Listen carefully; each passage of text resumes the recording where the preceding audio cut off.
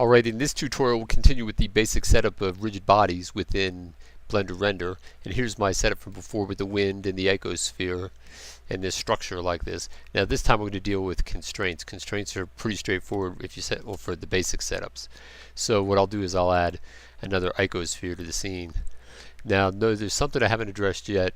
Well, I have in other videos, but notice at the moment I have this on a different collision group, which is in collision group 2, but this is in collision group 1, meaning that if this was to, well, I'll just run it real quick. If I run this into here, well, that actually doesn't collide with the plane, even though this has got the green around it and it's set as a passive object. It's because you notice what collision group this guy is in. He's in 2 and those are in 1. Alright, so I'm going to need to bring those back to collision group 1 and this to collision group 1. It was something I was goofing with a little bit earlier.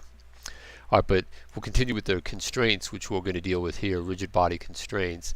I'm going to add a second object to the scene, maybe kind of adjacent to this one. Where's my, how come I can't click that guy? Huh, that was very strange.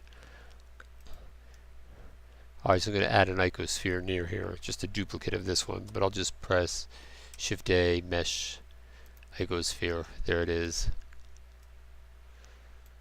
Like that, and I'll give that one a different color, maybe like yellow. Sometimes it's easier to see if you change the emission a little bit.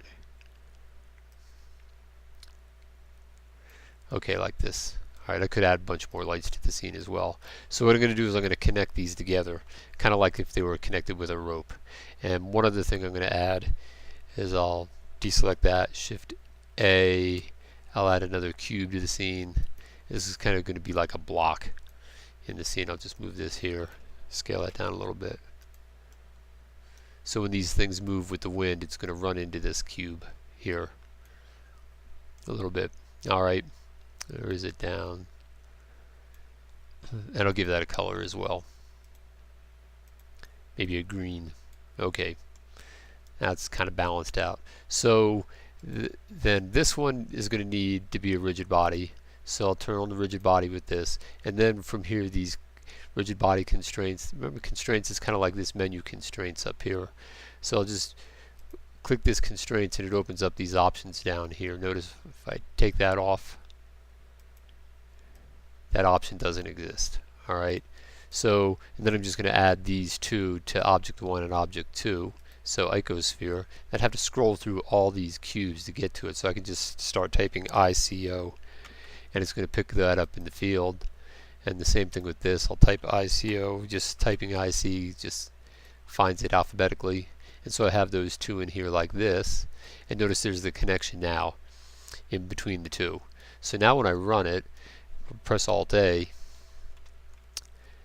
it's have to come over. That's blowing that one. Oh, only one thing left to do is this. I don't want this to be a rigid body, because if I did, then it would bounce against this. I just want that to be in place. So this is just going to be, I'll just over here, active, like that. I mean, not active, passive, like this. Could have picked it over here as well. Alright, so now when I run it, the wind's going to blow them both.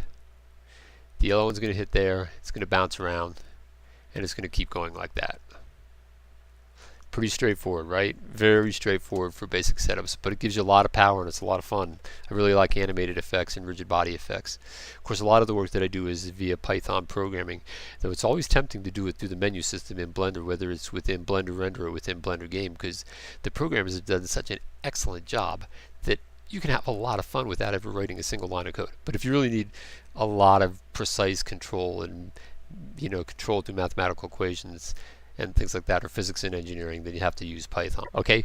Alright, well that's it for now, and I'll see you in the next video.